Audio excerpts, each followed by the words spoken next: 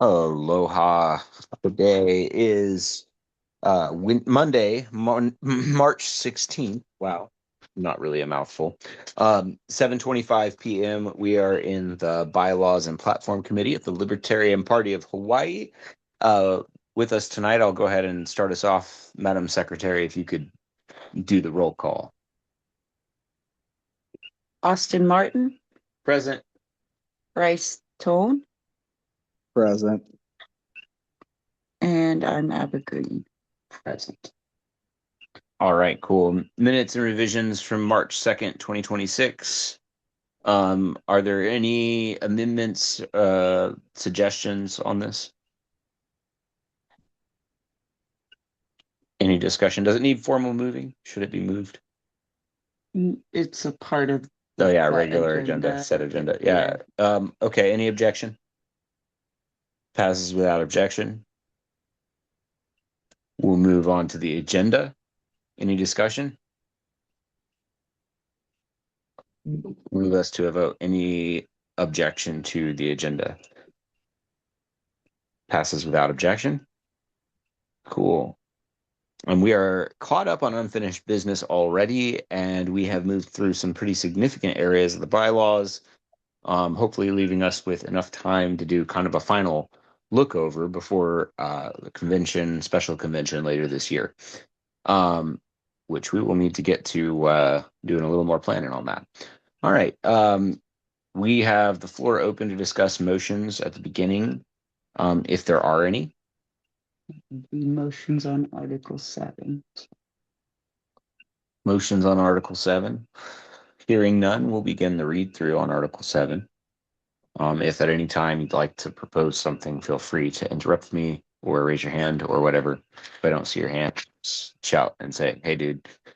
All right, cool. Article 7. Abbra, do you want to read it or would you prefer I read it? No, I can read it. Section 1, vacancy and succession.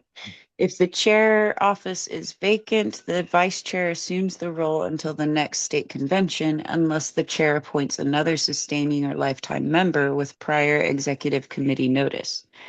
Non-officer appointments need no second, but must allow discussion if unseconded.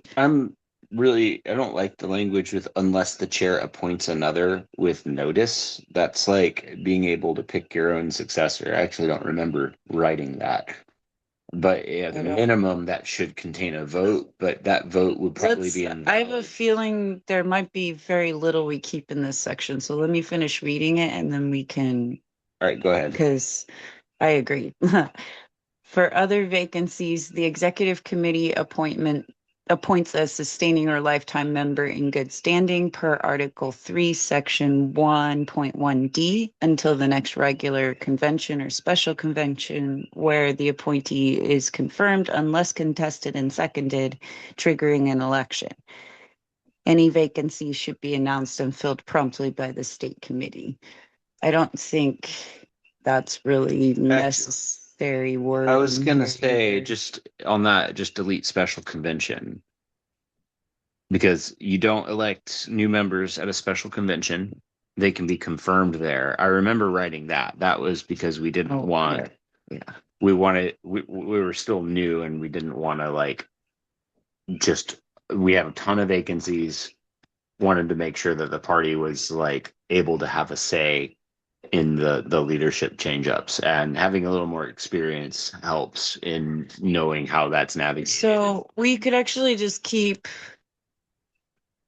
the first sentence without the appointment. And this, I would, you know what? It's not the chair, it's the committee.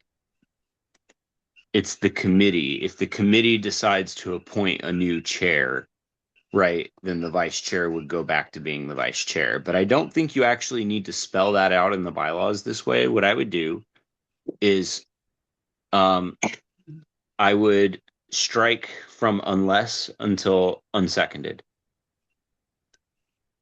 I would propose to strike that section. You can just copy it, and through seconded. No, unseconded all the way. Okay. I would strike all that.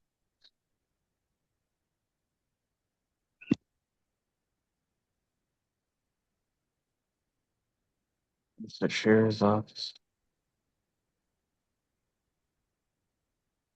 And insert the word regular after next and before state convention on line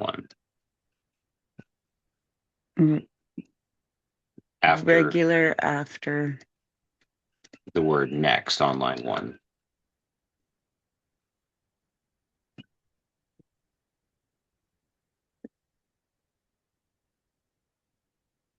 I'll second it. One is needed. And then hold on, I'm not quite done yet. That's a pretty hefty motion there already.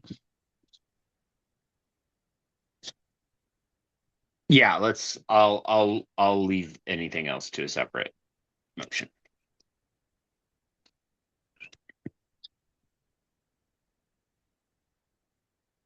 Okay.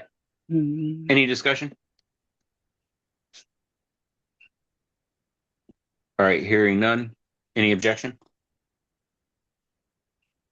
All right, no objection. Passes without objection. Both this. I think you accidentally added an H in motion. It's the motion. The motion. Motion. Okay. The other thing I was going to say before I propose any motion on this, for other vacancies, the executive committee appoints a sustaining or lifetime member in good standing per Article 3, Section 1.1D, unless the until the next regular or special convention. It should be like it where the appointee is confirmed unless at a special convention. This would only apply at a special convention. The appointee would be confirmed there. If it's contested and the contest is seconded, right, then that would trigger an election. But that's really too easy, right? It's really a bad provision here, in my opinion. I think we should probably just take out the whole special convention or special convention thing. I would strike all of that.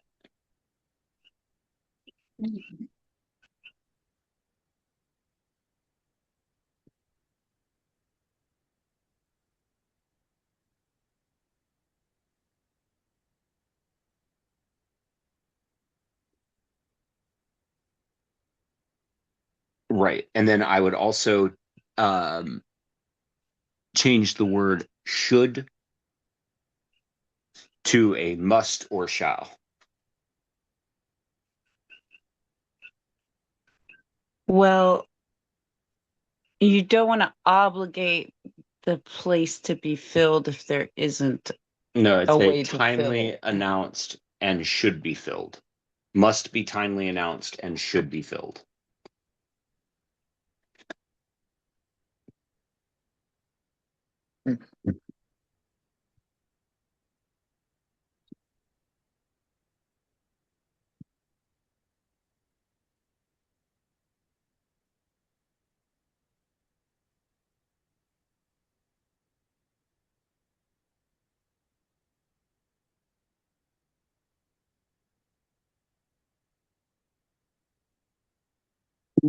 Must be timely announced.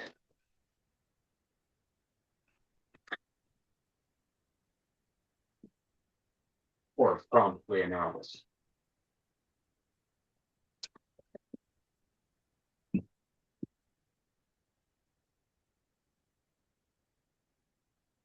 Oh, we use promptly again in the sentence. We'll change it. It's okay. And must be filled promptly. And must be. We'll change the first promptly. I gave you the wrong word Must be. Timely announced is good. Timely announced and must Should be. And should be promptly filled.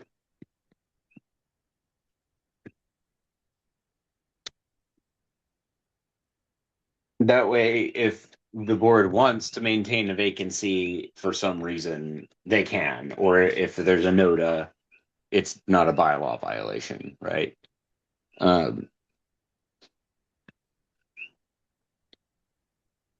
Okay, so any vacancy must be timely announced and should and be promptly filled. Okay, I'll second that.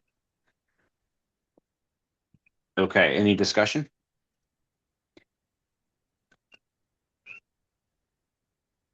Hearing none, I'll move us to a vote. Any objection? Hearing none, passes without objection.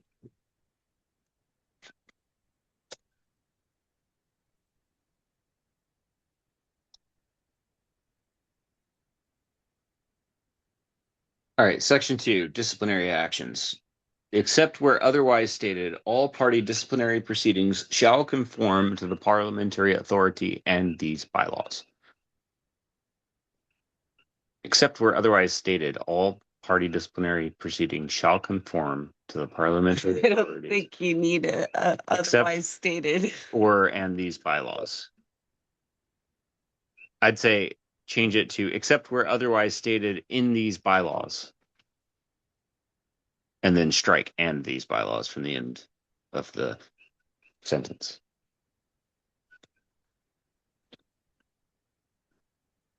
Yeah.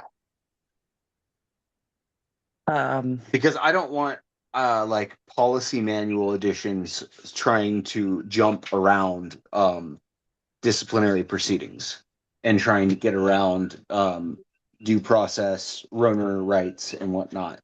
Whatever they get from the party can be more expeditious than Roner, but it needs to satisfy all of the due process elements of it. So that's what we aim to do with the bylaws. It's a higher threshold. So we have two processes What if here. we just took off except where otherwise stated?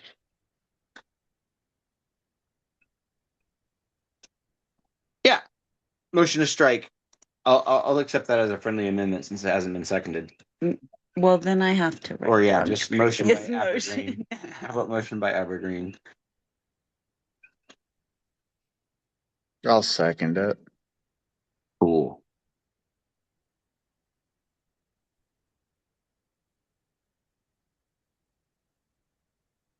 Strike except where otherwise stated.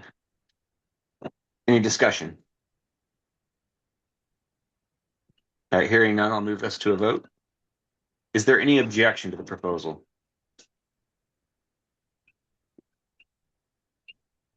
Passes without objection. All right. Before we move on, I'll just say something for you guys' benefit here.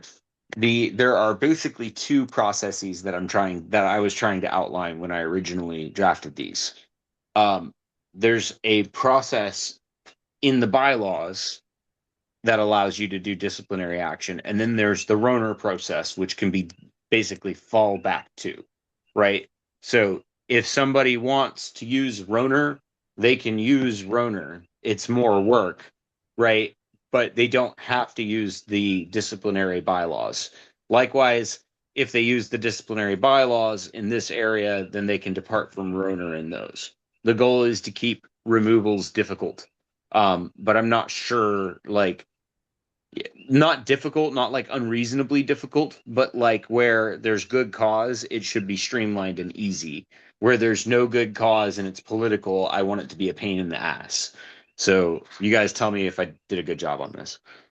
Abbra, do you want to read?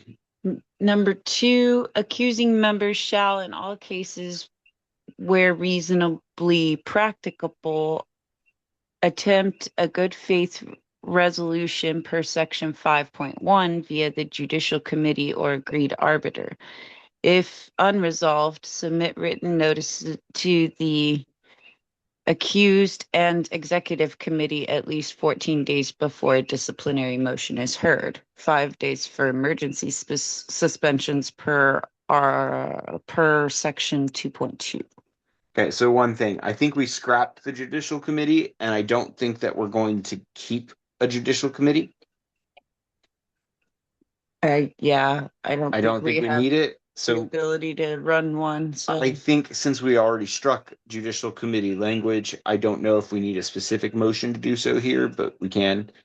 that was already, you're right. That was an extra strike it committee. then just strike it through. Yeah. Just for context, what was Does the that mean agreed arbiter is also gone though? No, leave agreed arbiter. Okay, so through agreed, via agreed arbiter. And reason for dumping the JC?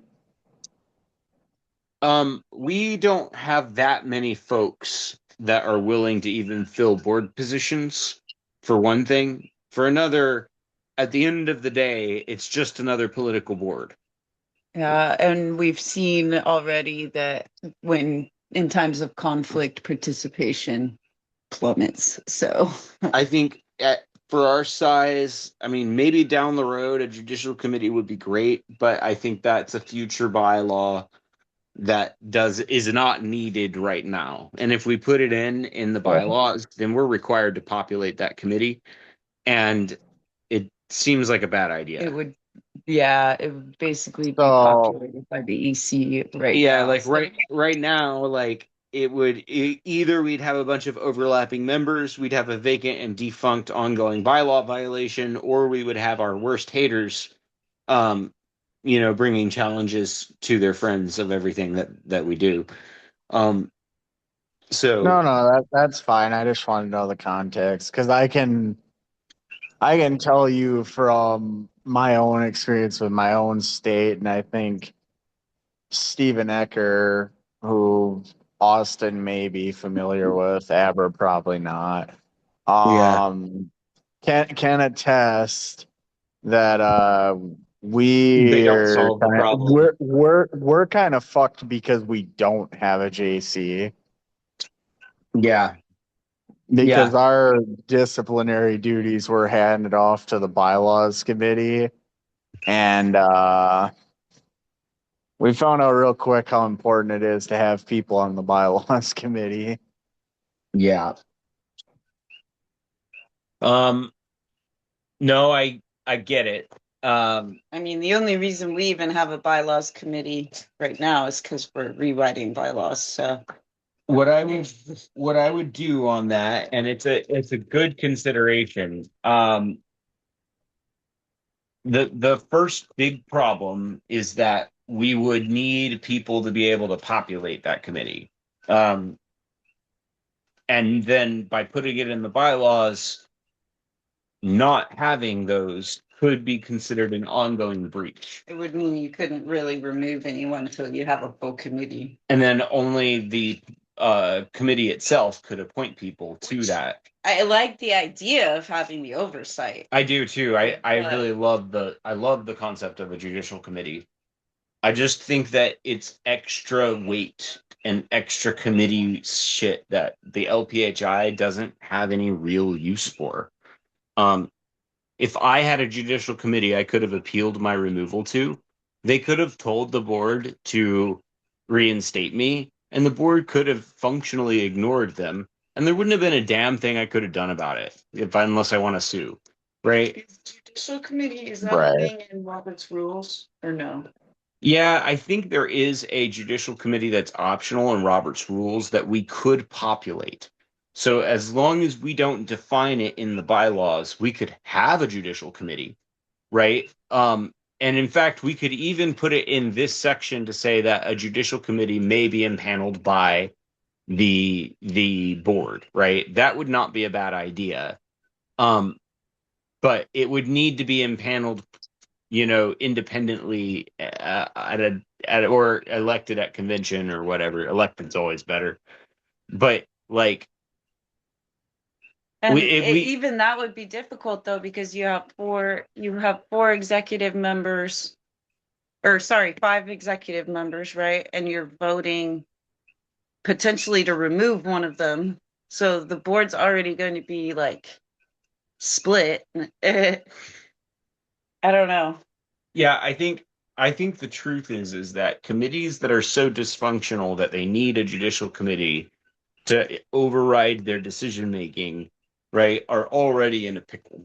And the only real cure for that is a convention, right? And members that want to get involved. I think you're better off having a mechanism for people to trigger a convention or no confidence vote, something like that.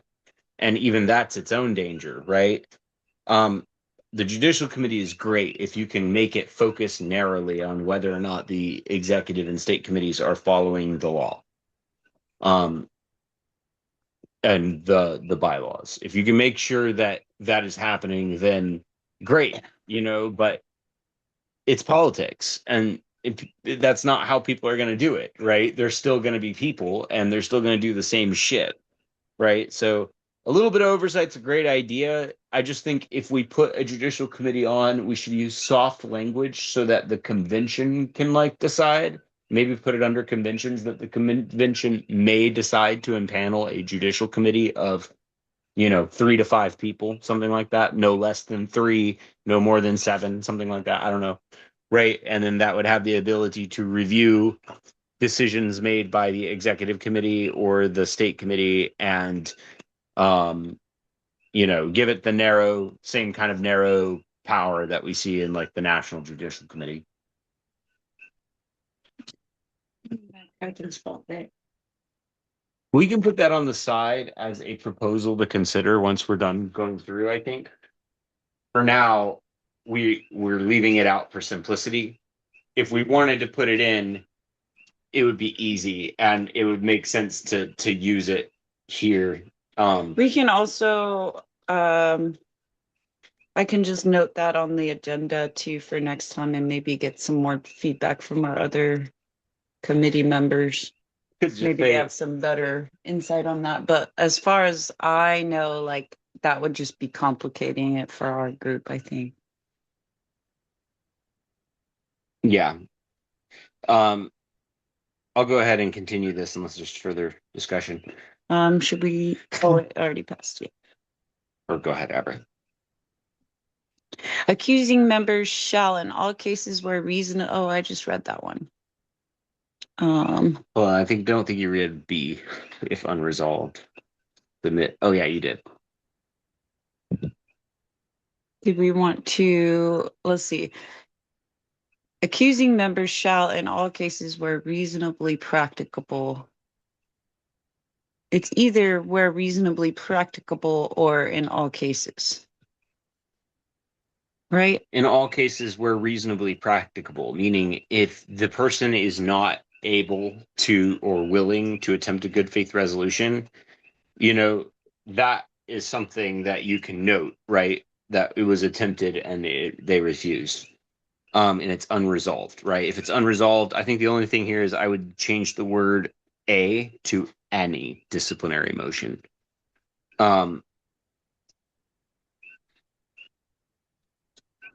So I would change this a to be any.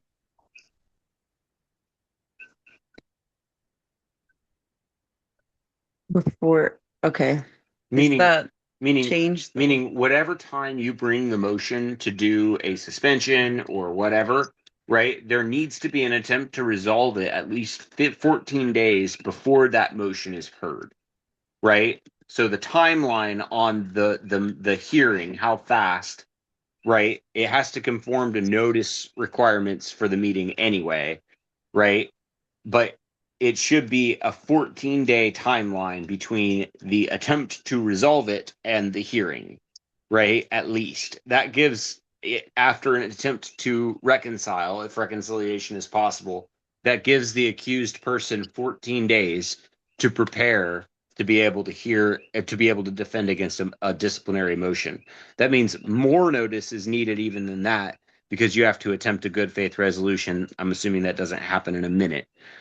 It can happen via an agreed arbiter. So we don't specify the process, but we don't really need to. It's not something that is just instantly done, right? So what does section 5 want?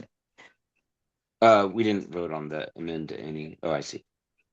Members must act honestly, respectfully, and fact-based in disciplinary processes aiming to protect party values. Okay. Members must act. It keeps going on the next page. I know, but that's the only section cited right here. 5.1. Okay.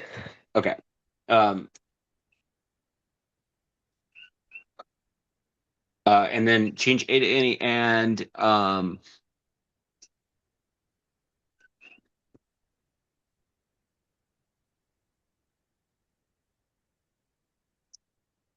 maybe add the words and any motion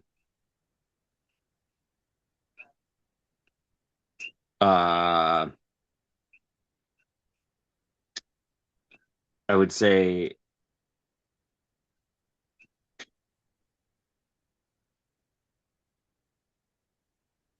any disciplinary motion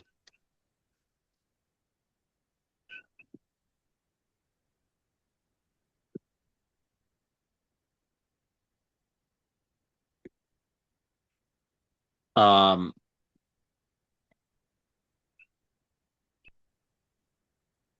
must be served.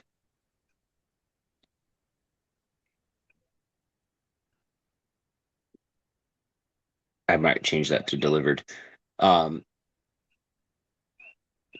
To all interested parties. Wait, are we sure we don't have that under notice?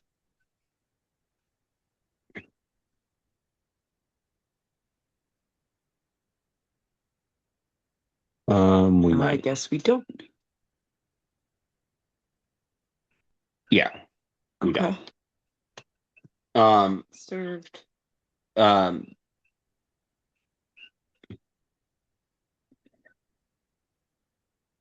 With the notice no less than 10 days.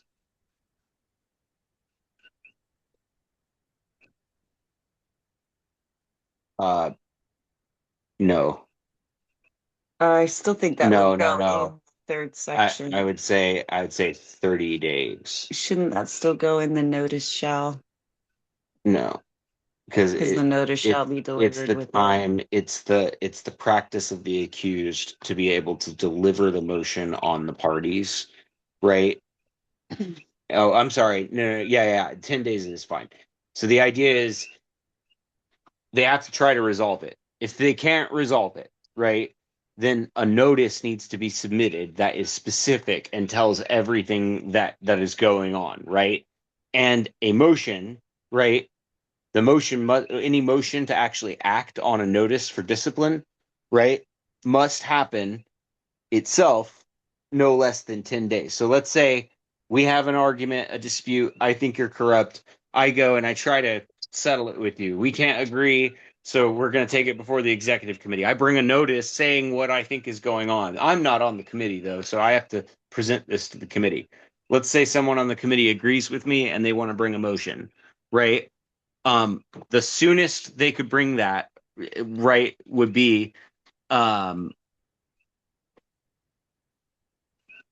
sorry, the soonest they could bring that would be 14 days, right? Would give a 14-day deadline to the hearing. If they wait for 4 days, right, then the shortest that deadline can get is 10 days. So that would mean that the motion itself, which is mainly going to be what the body will do, right, is separated from what the accusations are. And that's the idea. So the accusations, you have a longer time to know about those and what is being said. And it also gives a little flexibility in how to do the motions. So the time requirement is not as strict on what you're going to do about it versus what is happening, right? It also gives time for um, a little bit of independent fact finding and to make sure that everybody's on the same page. Okay, so subsection C, any disciplinary motion must be served to the accused with the notice in no less than 10 days Before the hearing, before. before decision making.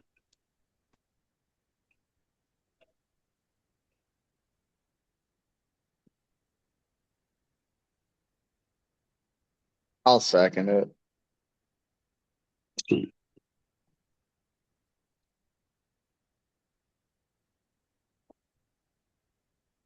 Oh, by the way, Silas, I fixed my I fixed the Abbra Green. was just thinking, submit a written notice 14 days before a disciplinary motion is heard. Yeah, the worry here is what should happen is a motion could actually be presented first without the specifics, but the specifics cannot be withheld more than 14 days prior to the hearing. They have to be delivered to the other side, and it first has to be tried to privately work it out first before any notice or official process begins. That effort has to be documented, right? So in order for you to proceed with this, and this shortcuts Roner, and you're taking the notice that says this is what was done, So this is how we tried to figure it out. what about for the emergency suspension? Should there also be a separate notice time period? There is a separate thing for that. Yes. Oh, it's a different section. Meaning in an emergency, if you can get a bona fide emergency, I think there's a higher vote threshold to make that happen. Then you can make that whole process occur much faster where, if you try to work it out, or maybe there's no practical way to work it out and you need to immediately remove somebody, right, or suspend them, the most you'd have to wait is 5 days, right?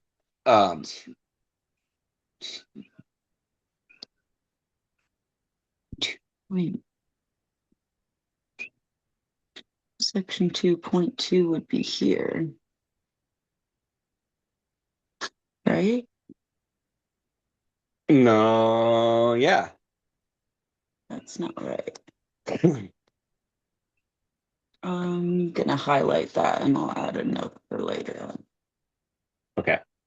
Any discussion on the motion? All right, hearing none, I'll move this to a vote. Is there any objection?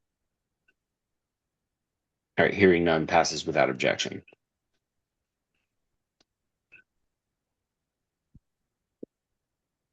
We'll find where that refers to here in this very section. All right. Number 3, the notice shall A, describe the conduct and specific bylaw or law violation, e.g. dereliction of duty or disruptive conduct.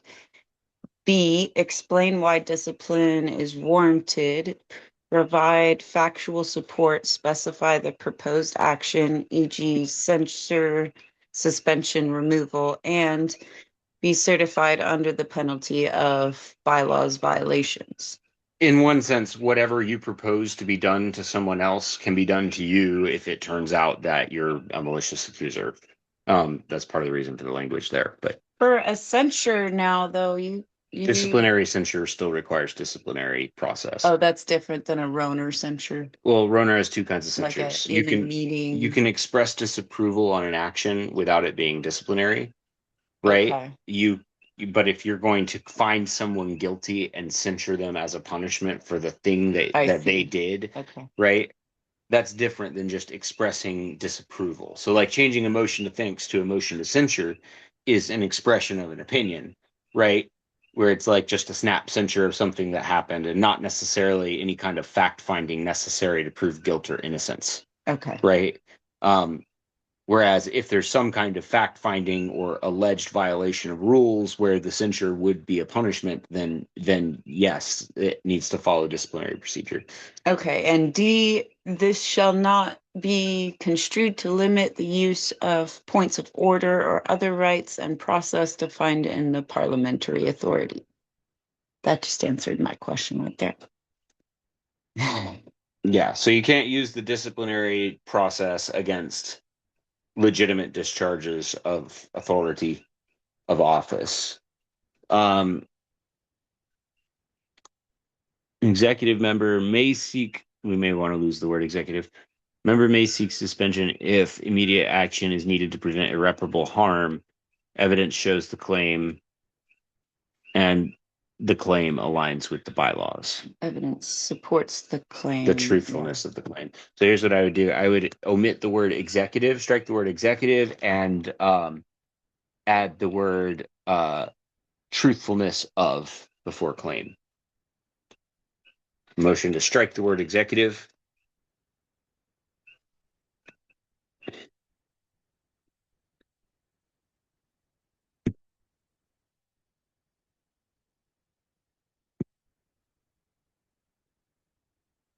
What Truthfulness truthfulness of the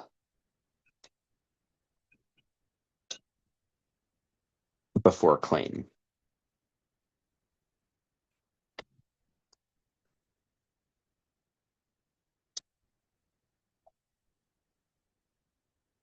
And authorize the secretary to restyle the points in this section. And authorize restyling. do you want to specify like to avoid redundant verb or Restyling something? to list format.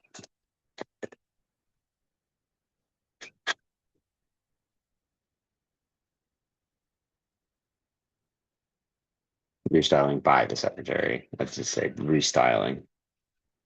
Yeah. So basically, you're going to make if one, immediate action is needed, or A, immediate action is needed, B, to prevent irreparable harm, B, evidence supports the claim, and the claim aligns with the I see bylaws. what you mean. Right. And you should maybe add the word objective before evidence.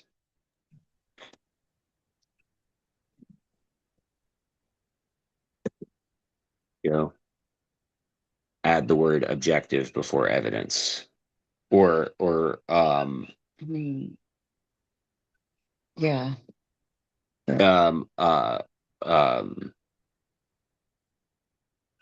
Strong evidence. No, you want something that's what you really want is uncontestable evidence.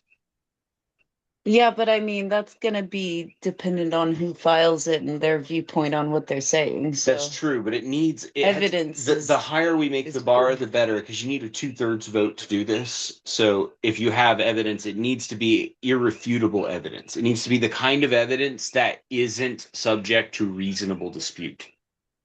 Yeah, that's it.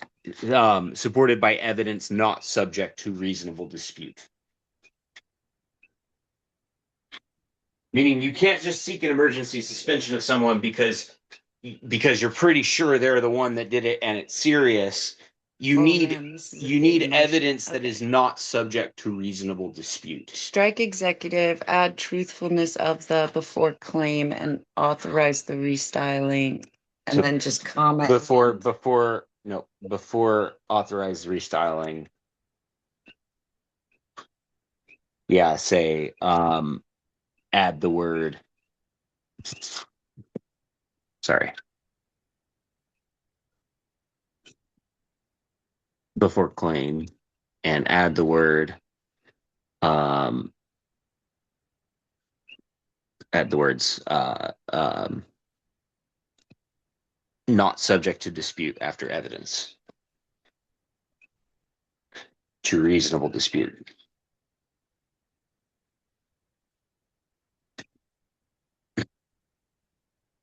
before evidence or after evidence, sorry.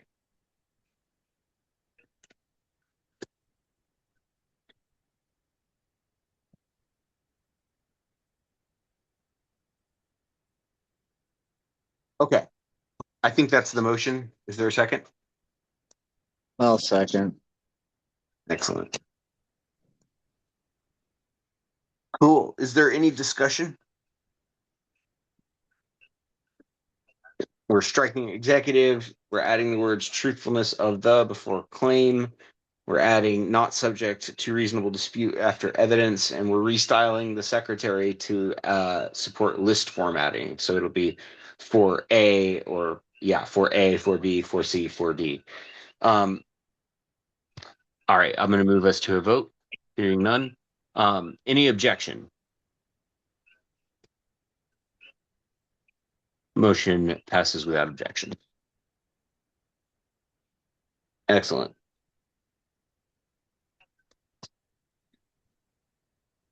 Number 5, suspensions require a 2/3 vote of the state committee members present, effective immediately. A special hearing shall be held within 30 days per section 2.3. I would add the word temporary before suspensions. I would strike. For section 2.3, do we need to say that when it's right after section? I don't know why it says that. Okay.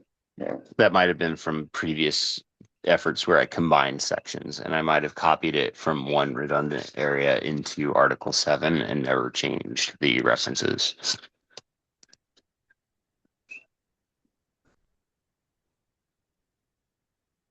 Okay, so first thing is I would so there's a motion by Austin. But we said something other than 30 days up here, didn't we? Hold on, what? Slow down. What are you comparing it to? At least 14 days before a motion is heard. And then we have That's 30 this. days. Hold on. This is different. This is a suspension. So when a suspension occurs, the suspension is effective immediately. We want a 2/3 vote of the state committee.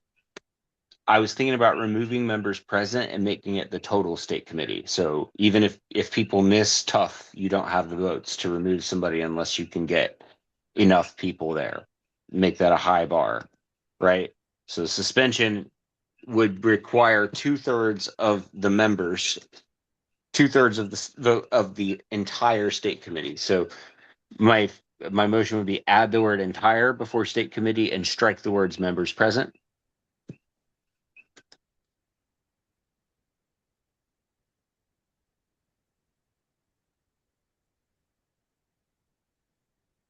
Entire. Just entire. Entire before. State committee.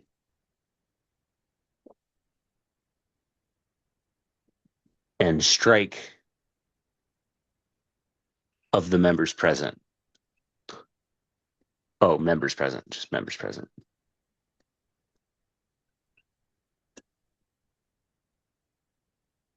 Actually, it might be easier just to rewrite it. And then add the words and is prior to effective.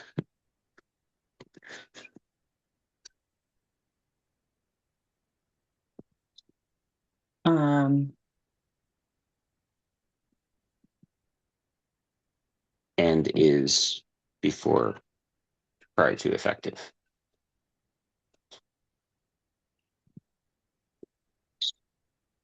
And then we also want to strike the first section 2.3. I feel like if that's like just a paragraph about where we just mentioned.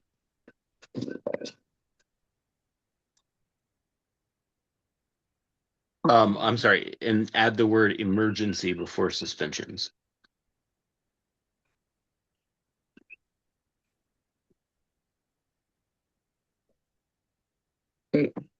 Okay. Yeah, I'm totally confused on this.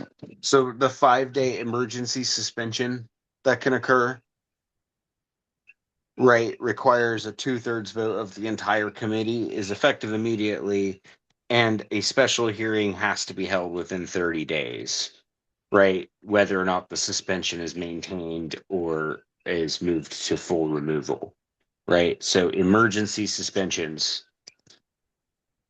yes.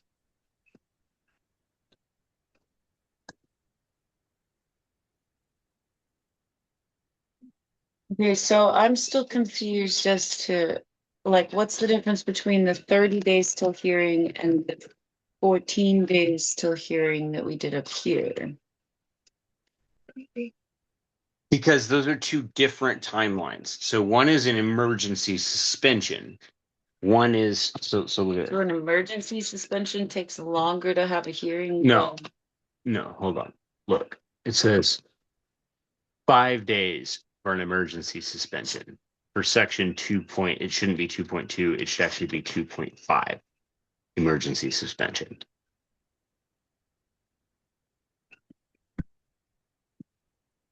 That's Okay, so this submit the written notice with 14 days is your hard timer that allows a bare minimum of 14 days before the disciplinary motion, any disciplinary motion could be heard, except for emergency suspension, 5 days for section 2.5.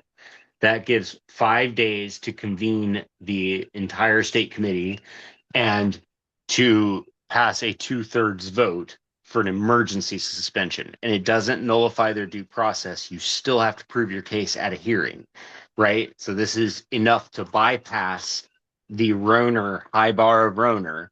If it's powerful, that's how it goes. You have a suspension, and then it has to be followed up with a formal trial, right? So that's the fastest that you can get somebody out, is with a 5-day advance notice that you're seeking an emergency suspension. That's the intent of that section. But it says a hearing shall be held within 30 days. A special hearing shall be held within 30 days after this vote takes place.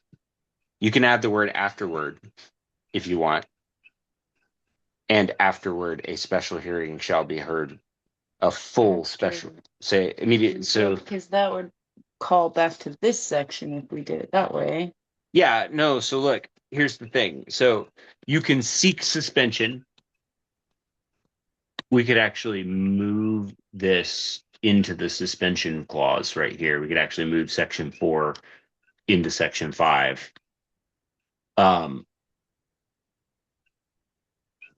So I would actually, okay, I would actually merge these two.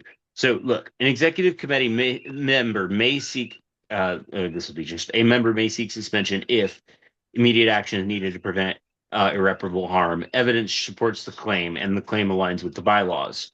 Emergency suspensions, right, and this should also say emergency suspension. That's why these need to be merged. So emergency suspensions require a 2/3 vote of the state committee, and are effective immediately. And afterward, a special full hearing shall be held within 30 days to determine whether the suspension should be sustained. Right? That's the question. So you have a full trial. You're not getting around the fact that you need to have a trial and ultimately weigh in. But if the evidence is really strong and there's an emergency that is needed to prevent irreparable harm, this gives you the ability to deal with it in 5 days with a 2/3 vote. Otherwise, you're in the normal disciplinary process and you've got at least 2 weeks before you can act, right?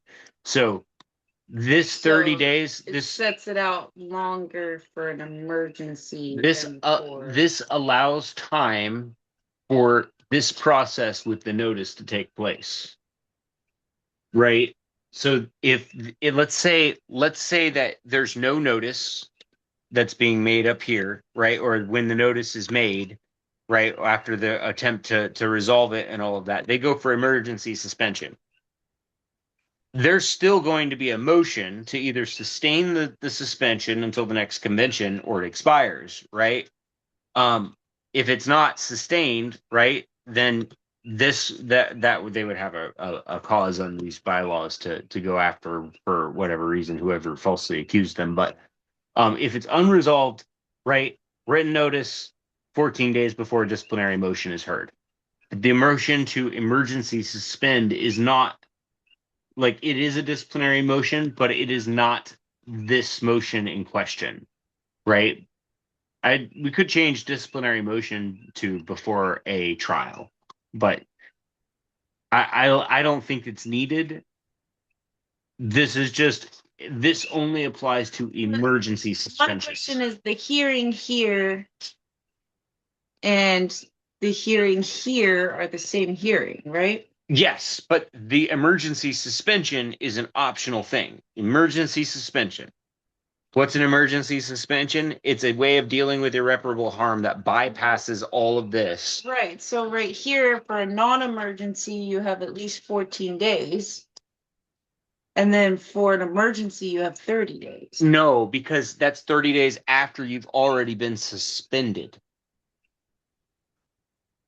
So you've already been suspended. You've already had a disciplinary thing already happen to you. It gives them more time to prepare a defense, but also a relatively short time so that nobody can wring their hands and just lock you out.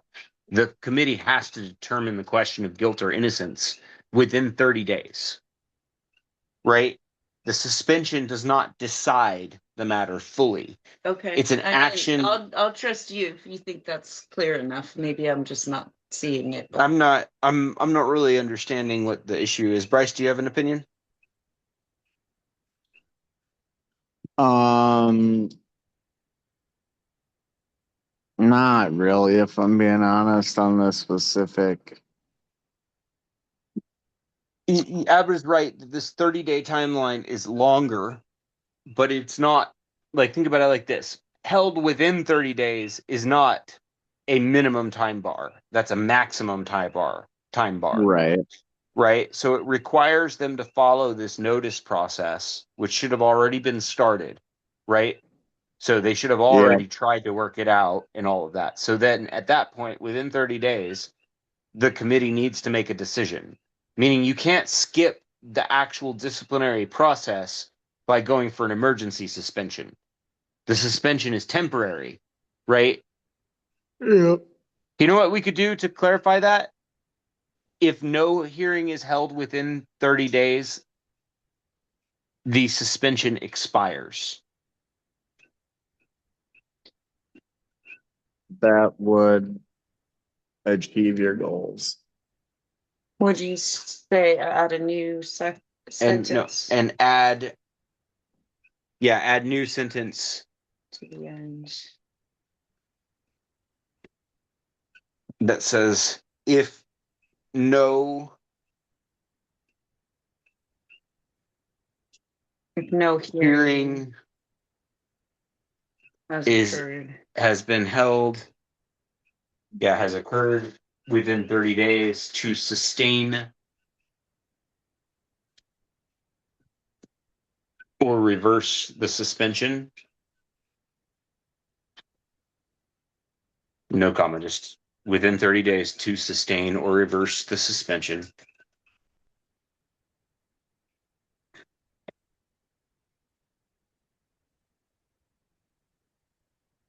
Then the suspension shall expire.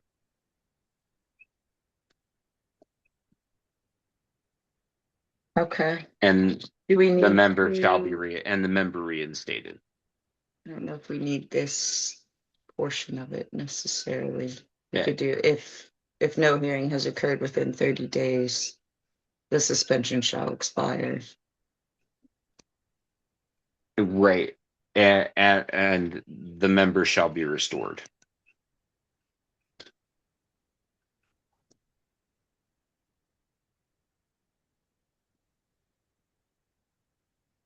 Shall be restored. That way they can't justify membership The rights. member restored, right? Just The member shall be restored, I would say. Okay. Shall expire and the member Shall be restored is Yeah. most natural.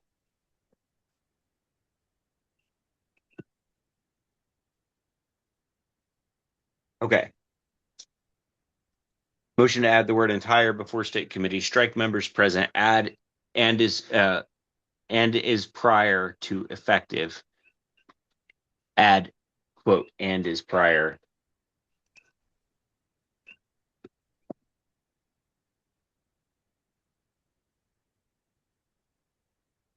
What is that? And before effective, not to effective, but before effective. Add emergency before suspensions. Add new sentence to end. If no hearing has occurred within 30 days to sustain or reverse the suspension shall expire and the member shall be restored. And then finally, I think I want to merge. let's finish this motion. Merge section 4 to the end of section 5. So that section 5 becomes a paragraph. This is technically like 5 motions. Do we want to do them? Do we want to do that? What'd you say? 4? Merge section 4 to the end of section 5. to the end of section 5. I'm going to note too that that's to cover emergency leave. Technically, it's subsection 5, but whatever. Suspensions. Okay.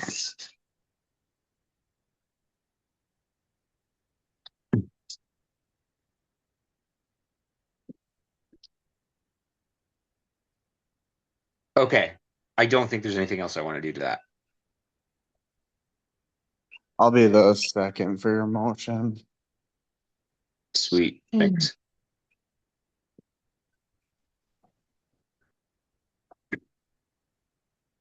Any discussion?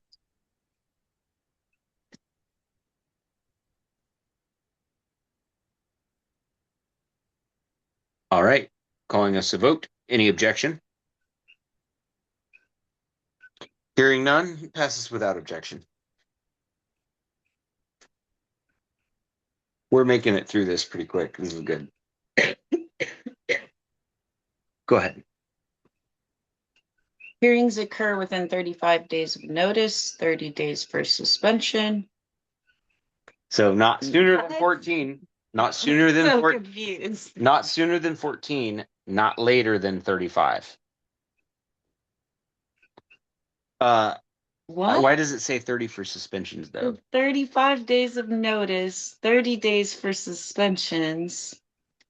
The accuser presents their case. The accused shall be allowed to present evidence, witnesses, speak, and have counsel if they so choose.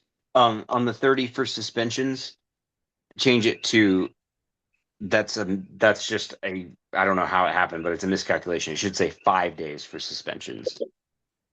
No. I'm sorry. No. I just realized it makes sense. The final disciplinary hearings occur within 35 days of the notice or 30 days for suspensions. Say after suspensions, after emergency suspensions.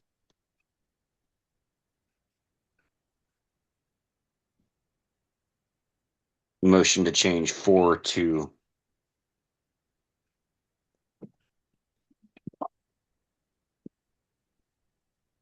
after, before suspensions. Or that's the only 4. That's works. Motion to change 4 to after. So 30 days after, and then the word emergency before suspensions.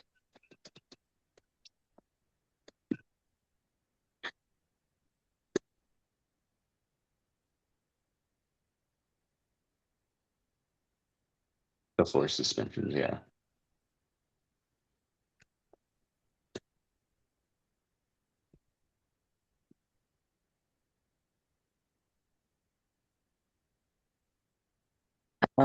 Not seconding that one either. I don't understand it well enough. So what that does is this is defining the outer boundary, meaning they can't accuse you and leave you hanging for more than 35 days. They also can't accuse you and rush you to trial sooner than 14 days. The window after accusation is 14 to 35 days from the time that an accusation is formally made and the attempt to resolve outside of the committee fails. 35 days, you're not going to be waiting longer. That's a speedy trial. So that's a speedy trial provision 14 days. to prevent rushes to trial, where they try to do something too fast by surprise. One prevents surprise trial, the other prevents delayed trial. Either one sucks. Right? Okay. 30 days is for the suspensions because there's been 5 days and it's already been acted on, right? I probably don't actually have to say that part, but it's good that we're putting it there because it makes any question clearer about like what you were saying. So it reinforces that that's the hearing, and what we're calling a hearing is pretty clearly different than an emergency suspension, right? So an emergency suspension has its own special hearing. Feel like that's should go in our other merged section though, shouldn't it? Because this No, starts a new topic of this is more the describing the hearing. Yeah, I mean, we could. I was gonna say, one other things is we could add the word special before hearings on this motion. So special hearings occur within 35 days, 30 days for emergency suspensions.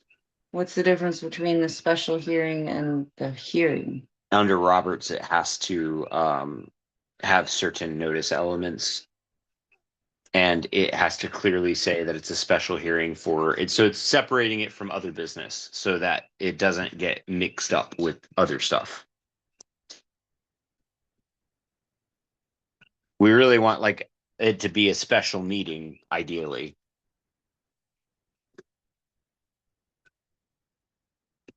But it needs priority.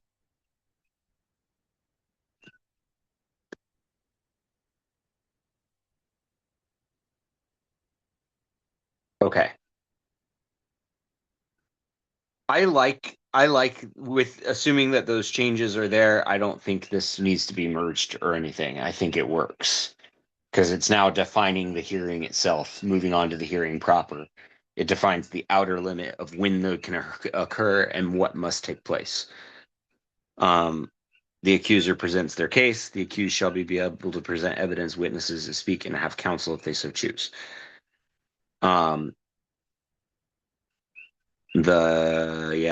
Okay. Is there a second on this? It'll die for lack of a second if not. I mean, yeah, I wish yeah. Do you not understand what? I'm a little lost with this section, honestly. I don't know. It's a little complicated. So when somebody wants to suspend, okay, so there's two situations that are in view. One is two members have a dispute. There's no emergency of irreparable harm occurring. So there's no speed. There's no need to immediately remove somebody. Right? If it's irreparable harm. I'm wondering if it might be clearer if we separate from an emergency suspension versus a disciplinary action. It is. I don't want them to say an emergency suspension is not disciplinary. Well, I want it to be tied into this. Yeah. Between the two hearing types, we jump back and forth a lot. Okay. I think I understand what Austin's going for here, and I'll second it. I think it needs to be in here, looped in, because otherwise they will argue that the suspension is non-disciplinary, and that it's separate from the disciplinary hearing, right? The whole article is disciplinary, so and truthfully, that argument wouldn't hold any weight because of Ronner. But like, the idea here is that the emergency suspension is a disciplinary tool that we've now combined into a section. And we're just referencing that because it's 5 days different than the 35-day total time. It might click for me better too after I make the edits and reread it. It's the 14 days of minimum time plus 16 more days, so that you end up with more than a full calendar month of time to set a trial and potentially defend yourself, but never less than 14 days, never more than 35, right? And if I set the hearing timing as its own thing, I could just declare it like that. But then the problem is that emergency suspensions are disciplinary actions, and they have their own time frame, right? So I don't want this to accidentally override or conflict with that. So the 30 days for suspension is because that 5 days has already been spent suspending the member, right? So all hearings occur within 35 days of notice, 35 days after suspensions, right? So after emergency suspension. No, I get your intent. Hopefully it reads smoother than I'm making it out to be. So with the and changes, I can also maybe propose something for next week if I still don't like it. So with the changes, it would read: special hearings occur within 35 days of notice, 30 days for special I'm sorry, 30 days for emergency suspensions. Yeah. 30 days after emergency suspensions, not for, but after.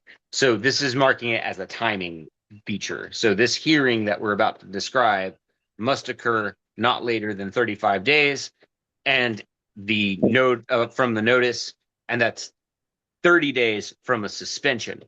The difference with suspension is that it may not be practicable in an emergency to try to work it out with them beforehand. In fact, I'm kind of assuming that most emergencies are not going to be, the accusing member may not be able to do this, right? Yeah. So that's why an unresolved notice would go to the, even if they couldn't, reasonably do that, that notice triggers 5 days to the hearing, And then how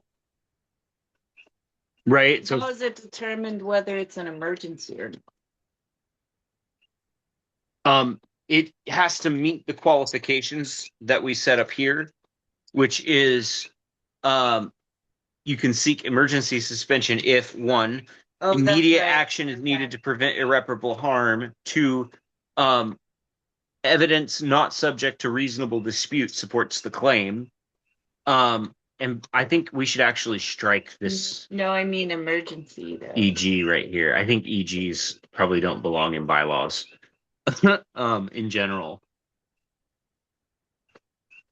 Yeah. I might make a motion to strike all EG parentheticals next. I like that.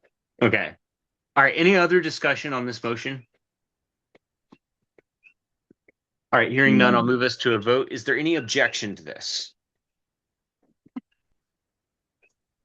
Passes without objection. I'll go ahead and make that other motion to strike all parentheticals containing the letters E and G, containing the abbreviation. Yeah. Oh, second. Seconded by Abbra Green.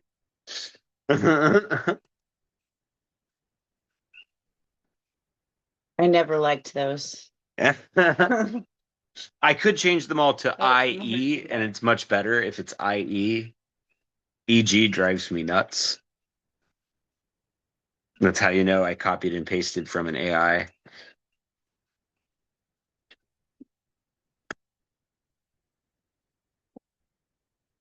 I think I would have had better results if back when I wrote this, the AIs were a lot less reliable. You couldn't just have it write a whole thing without a lot of doctoring, because that was when it was still pretty new. Well, I think it was also because we overly talked to the bots about this particular section. I handwrote a copy before we had any access to AI, and I sent that in as the basis for the improvements that you see here with the quote unquote improvements With the EG. with EGs. Any other discussion? All right, I'll move us to a vote. Any objection? Passes without objection. The parentheticals are all being murdered without objection. All right. 7, the state committee shall hold a vote to determine the outcome of the hearing. A, in suspensions, to vacate or to extend until the next convention or to postpone for good cause. To postpone for good cause. We need to add one more here. We need to add to. Nope, never mind, because you can always vote no. Voting no to. Yeah. No, we should add an exonerate. To adopt, to acquit, to postpone for good cause. We need a exonerate or acquit option for suspension. Well, no, because if you vacate the suspension, that means that just reverts back already, right? Well, if the suspension fails, then it fails, right? But if you have a suspended member, vacate, yeah, to vacate the suspend. I'm sorry, I'm retarded. Never mind, keep reading. I'm sorry. For imposing penalties without suspension, to adopt, to acquit, or to postpone for good cause. I think, can I just add an or there? I don't think I need to vote for that. Okay. One thing I thought about doing, and I didn't do it here, was adding a vote threshold on each one. So to vacate would take a majority vote. Actually, no. You already had your vote set. Yeah, I meant like to extend should take 2/3. To postpone would take a majority, right? Like you wouldn't want. I don't know. It doesn't matter. We can just let that ride. To be honest. This should also be executive committee, shouldn't it? This, No, no. Okay. no. We want the whole state Oh, no, committee to vote on that. I forget our. Okay, so disciplinary actions must follow the good faith rules, section 5.1, to be reasonable and respectful and to require good cause. By a 2/3 vote, the committee may impose, censure, suspend, or removal for impose censure, suspension, or removal for funds or failing to report, causing harm to the party. Hold on, let me take that EG out so I can read it better. Okay. A, dereliction of duties, such as neglecting core duties, causing harm to party operations or reputation. B, disruptive conduct, such as obstructing party activities, excluding good faith dissents. You know what? I can save you a little time in reading these because right now I'm leaning towards striking A through G.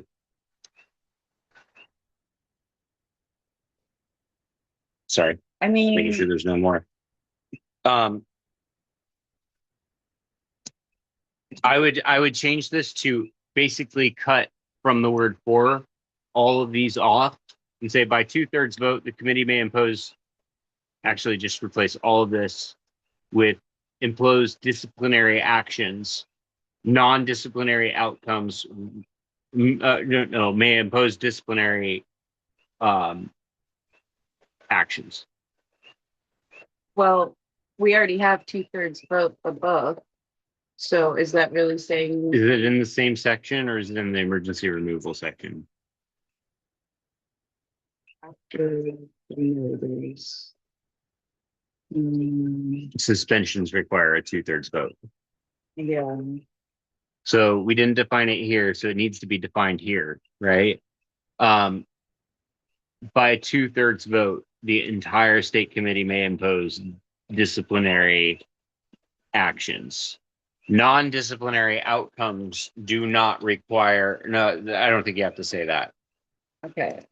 So you can, yeah, motion. To replace subsection 9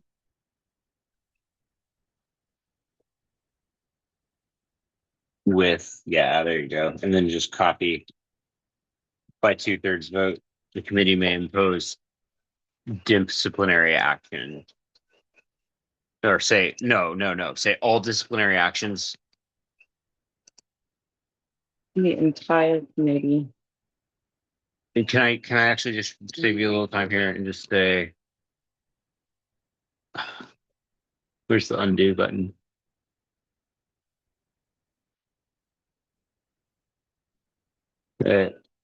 All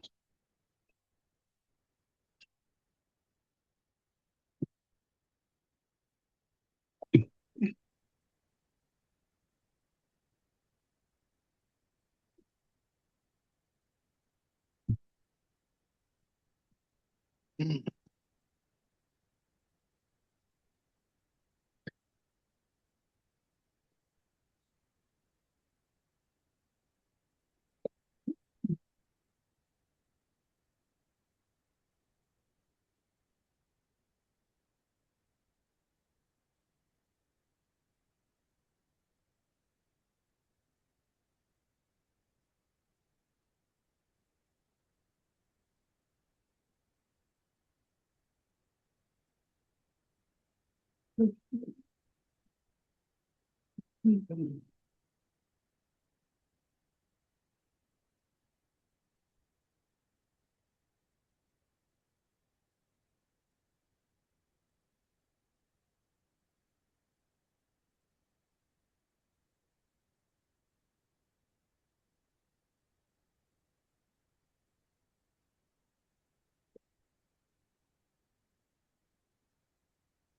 don't know if I really need to say that. I just don't want anyone arguing one day that acquittal is a disciplinary action and requires 2/3. You know? So I would say all non Well, acquittals- exonerating. Oh yeah, quit is up there. I don't know if vacation or acquittal should be defined as discipline. These are the like if we're imposing the penalty of whatever, a censure, we would adopt the censure or acquit the person accused. Right? So you would vote, you could vote yes or no, but in this case you would vote adopt or acquit would be an alternative way of saying that, right? So yes would be adopt, no would be acquit. Right? You could also postpone for good cause. We need more evidence. We don't have a decision yet. Right? Whatever. There's good cause. So in this case, for suspension, it would be vacate the suspension or extend until the next convention or propose it. All non-exonerating, yeah, that makes sense. On this, we should probably swap adopt and acquit to stay in line with the thing in the other, but that's stylistic and does not matter. But yeah, in this, all non-exonerating disciplinary actions must be approved by a 2/3 vote of the entire state committee. So anything that's not saying you're innocent, so meaning if somebody motions specifically to acquit somebody of a crime they're accused of, and you don't get the 2/3 threshold, they can't turn that into a way to suspend you because not 2/3 of the committee wanted to, acquit you, right? So that's that. And then the other would be there's other situations like in a suspension after the suspension is there and voted on. If you wanted to change the suspension, you should not need a 2/3 threshold, right? You should only need a majority to undo that. So that's the idea. There's keep that I'll solid. second that. Cool. And then also to keep it from absent members, so no notice games where it's like 3 people show up and remove somebody, So this would make section 9 read, all non-exonerating disciplinary actions must be approved by 2/3 vote of the entire state committee. Correct. Replace subsection 9 and all subsections. Or strike subsection 9. Replace subsection 9 because we want it to still be its own section, right? Right.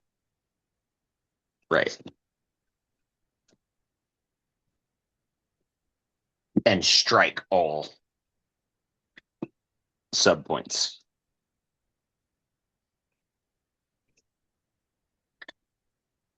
Just for clarity, so you don't forget to delete all that stupid shit I wrote.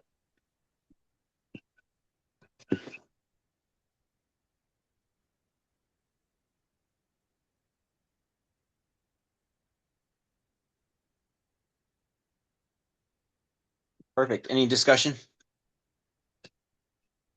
Hearing none, I'll move us to a vote. Any objection? Without objection, passes.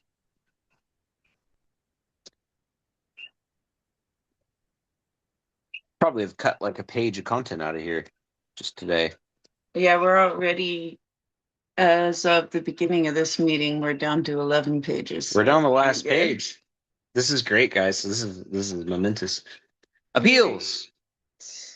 Really? Hold on. Oh, we're at 12 pages. That's why. Okay, that makes more sense. Sorry.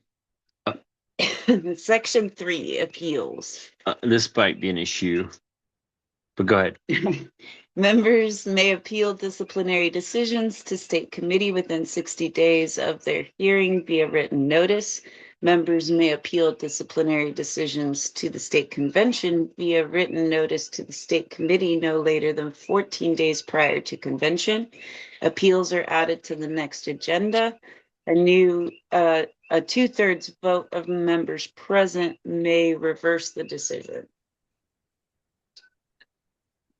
The only thing I'm curious about on this is, do we really need a 2/3 to reverse it, or should it be a lower bar? I'm definitely open to the idea of a lower bar here. I think if a majority of the convention disagrees with a disciplinary action, then it should be pretty easy to undo it.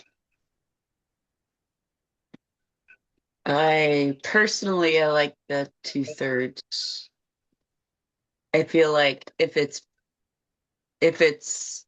egregious enough, they can get 2/3 of the vote. Well, I mean, in theory, an appeal like this,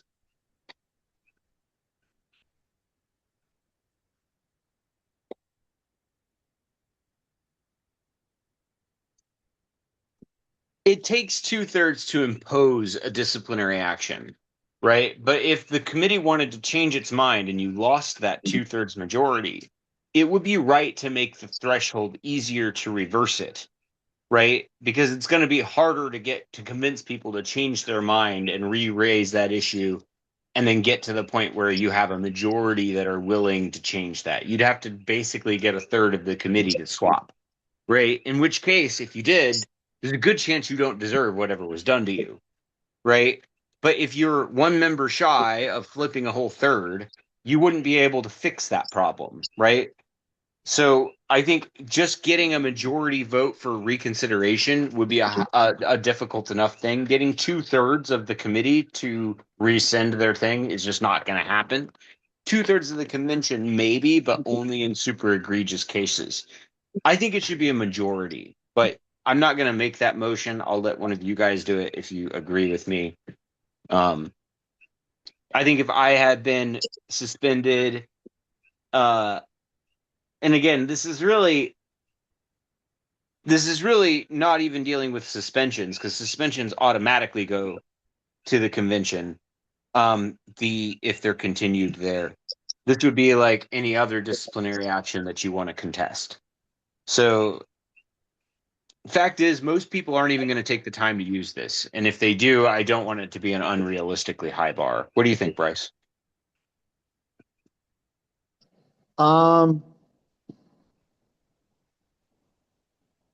know what? I'll be the one to formally motion swapping 2/3 out with majority. Sweet. I'll second that.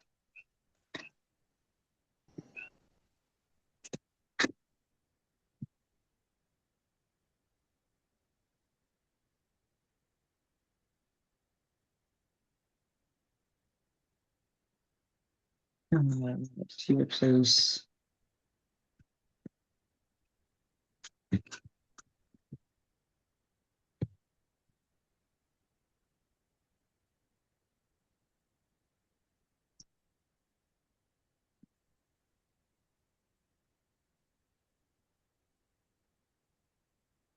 Any discussion?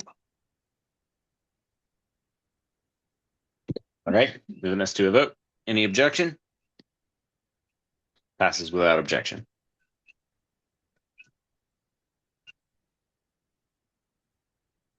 Okay, so that covers everything from accusation to appeal. The accusation takes the form of a notice, not a motion. So it's not, I move to remove you, right? The cause is separated and is dealt with as its own controversy. Motions are derived from that cause. There are time limits, and then there are general due process outlines. There's a 5-day process and a 14-day process to remove somebody. Those are your earliest timelines. It's really more than 14 days. It's more like a 30-day timeline if it's not a emergency. It's a 5-day timeline if it is from notice. It's a sub list. Yeah. So we've gotten through this process all the way down to appeals. If you don't like the decision, you can appeal it within 60 days and automatically get it on the agenda. If you don't get that, then you can take it to the next convention, right? So yeah. The alternative process here. Let's say there's a problem, a fatal problem that somebody sees that we don't see, a loophole in our bylaws, or somebody who's abusing it for some reason. The executive committee may alternatively use the parliamentary authorities' provided removal process instead, provided it allows for the exercise of Section 2.4, I think that's emergency removal, and to be a neutral party, a parliamentarian oversees the procedure approved by both parties or a majority committee vote, right? So if you want, if both parties agree, they could go to a full runner trial. I've thought about making this so that any party can demand this as a fallback, right? But then it would make it really easy, right? So I guess from the outset, you could make it so that the notice, requests either Roner or alternative, or whatever. But I don't want it to get too complicated. I think the simplest way is either both parties agree or the committee votes to use Roner or not. The committee's ultimately in the driver's seat there, but it does provide a fallback. So if this disciplinary process for some reason is found to be insufficient or is just not suited for whatever it is, something in Roner is more advantageous to enforce, perhaps, then, we could do it that way. So this allows for the Roner process to take place or this process to take place as long as the emergency suspension is still allowed to occur. And as long as there's a parliamentarian there. Right. Meaning you have to have somebody that is agreed on to oversee that the process in Roner follows the rules. Right. It's a little more complicated and a little more precise. The EG we take out here. I would just substitute EG and the parentheses with the word or. I don't think we need a vote for that because we already voted to kill parentheticals.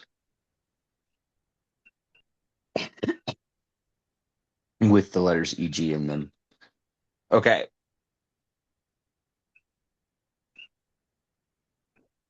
So both parties approve of a neutral one, and the executive committee is the one that ultimately decides it.